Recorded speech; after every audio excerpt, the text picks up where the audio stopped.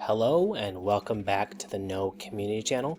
My name is Varun Shah and this is this week's Friday video.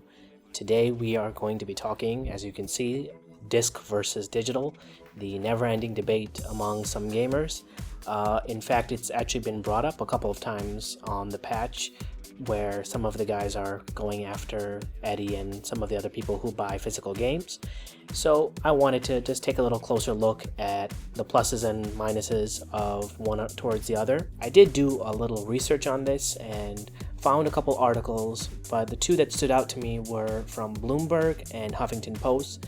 Huffington Post was saying that there has actually been a 7% uptick as of last year in digital sales. Bloomberg, on the other hand, looked at sales throughout the quarters, and their data was showing that digital outpaced physical pretty much 3 out of the 4 quarters of the year.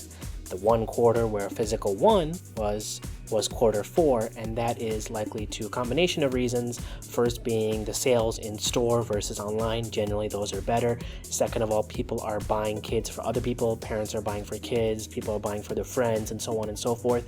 It's easier for them to go and buy it in the store than buy a gift card and give that to them, or have them buy the game digitally and somehow gift it to them.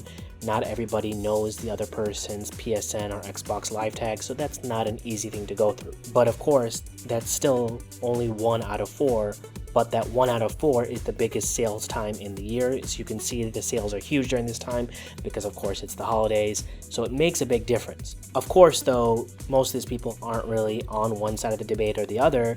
Clearly digital is winning the rest of the year, but I think it's a good idea to actually look at the key pros and cons of physical versus digital. I am going to start out this video by clearly stating I personally prefer physical, but I am open to a digital because I know it's where the system is going, and I know it's inevitable that eventually all games will only be digitally distributed. So I've actually already started collecting some digital games, but at the same time I am going to miss my physical discs, but I am of an open mind. It's why I wanted to look at both sides of this equally. Though, as you have to think about this, some of it comes down to personal preference.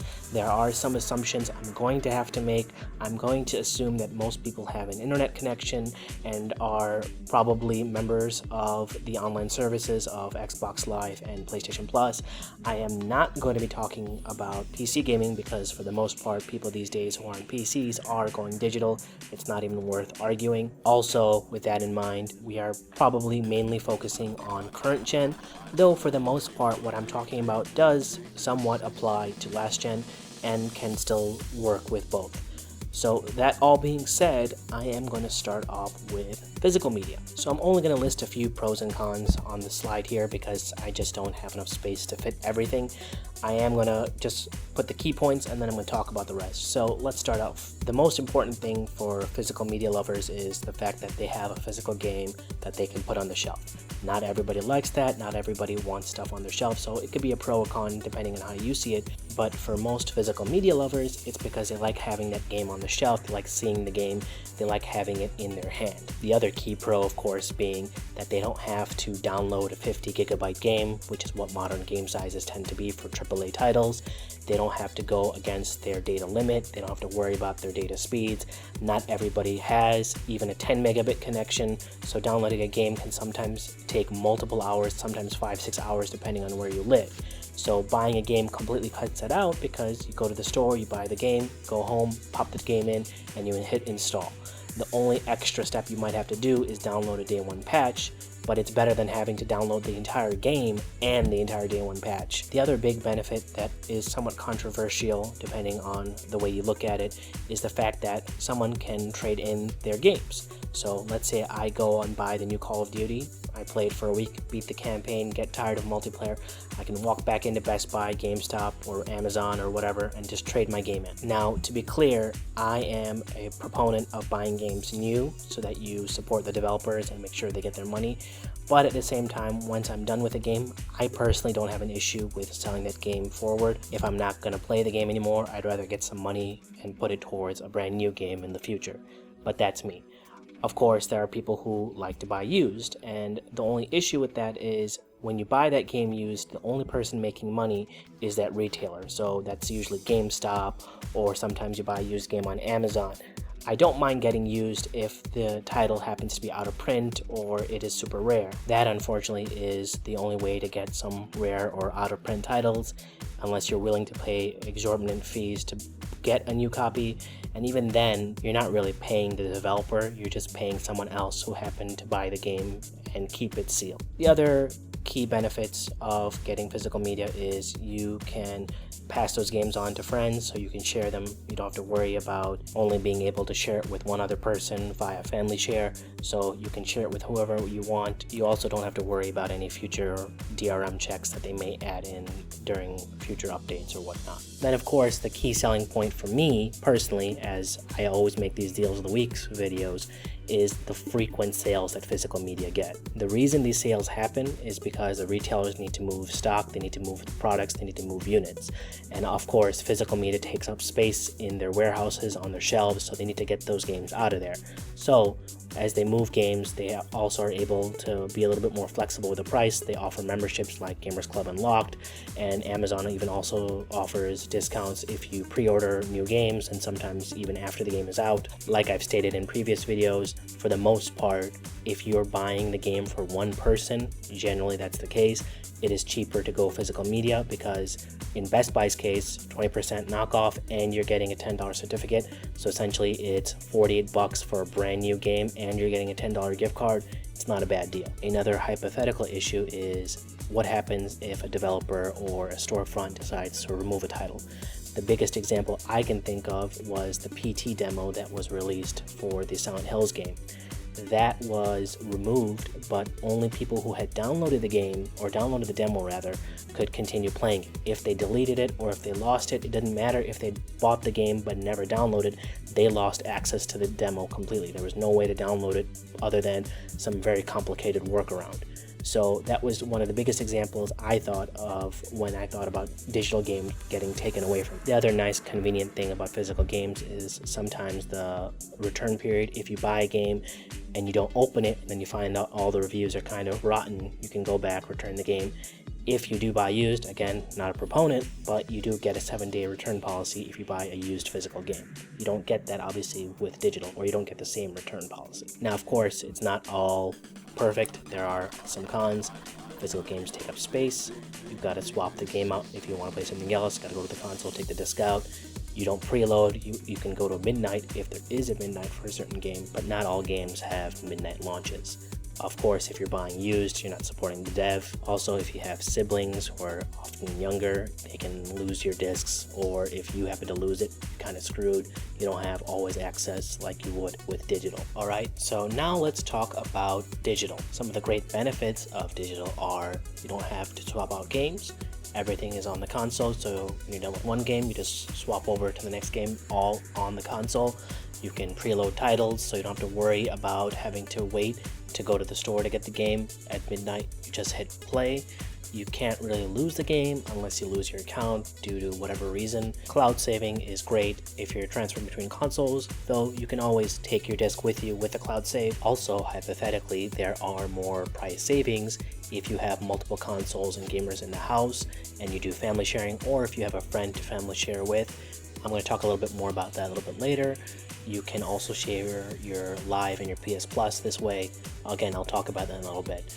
But again, the biggest benefit is you can access your games anywhere. It doesn't matter where you go or what console you log into, you have your games. Now, some of the downsides are, again, it's more expensive at launch unless you're doing family sharing.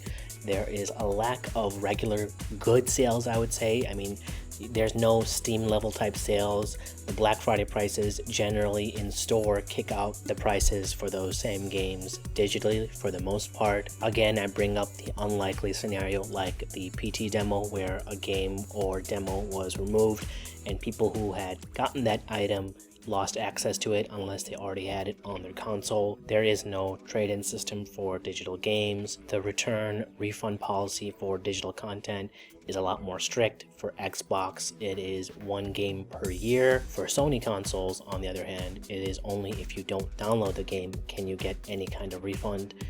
Of course, also you need a solid internet connection, you need to have a fast enough speed, and of course you need to have a high enough data limit or no data limit in order to get your games without issue. So that pretty much sums up the key issues I wanted to cover for both of them, but I want to quickly talk about digital sharing because that is actually a huge thing that is great for digital download gamers.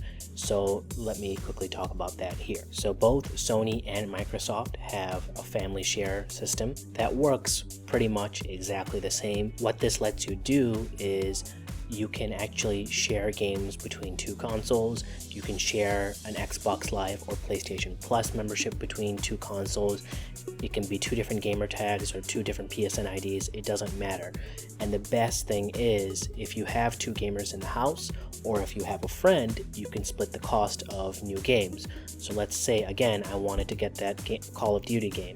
We could both pay $30 and we both get a copy of the game. We can both play the game simultaneously and we can play together, so it's awesome. It's the same thing for DLC.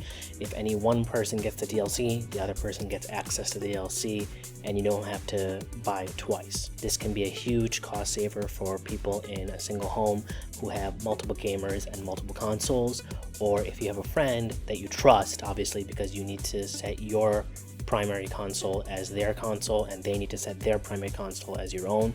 That's the only way you have this kind of connection.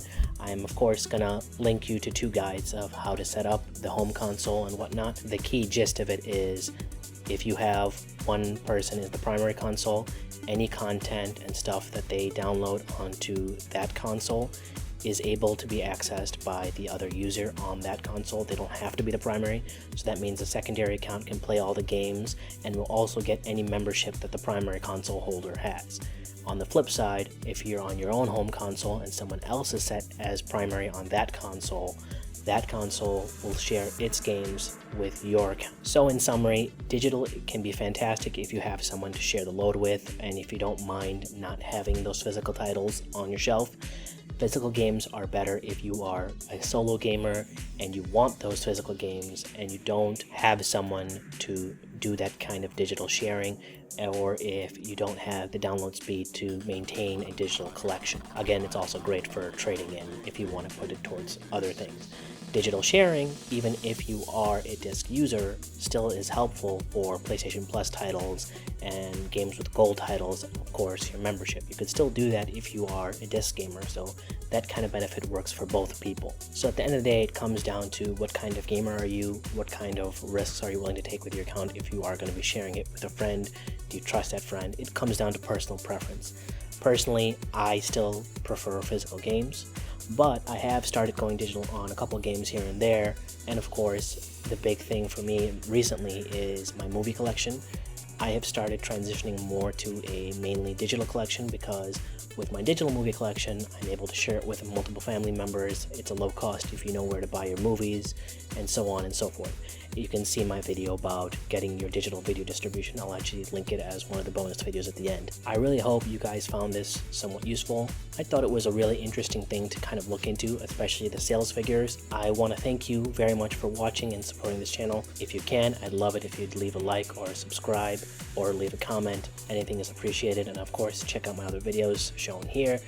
I am going to try my best to do a deals of the week this week. I had to cancel this week's because it's kind of hectic doing 2 videos a week. I am definitely going to keep up with 1 video no matter what, but I'm also going to try and push out 2 every week and get that going again. Thank you for watching. Have a great day.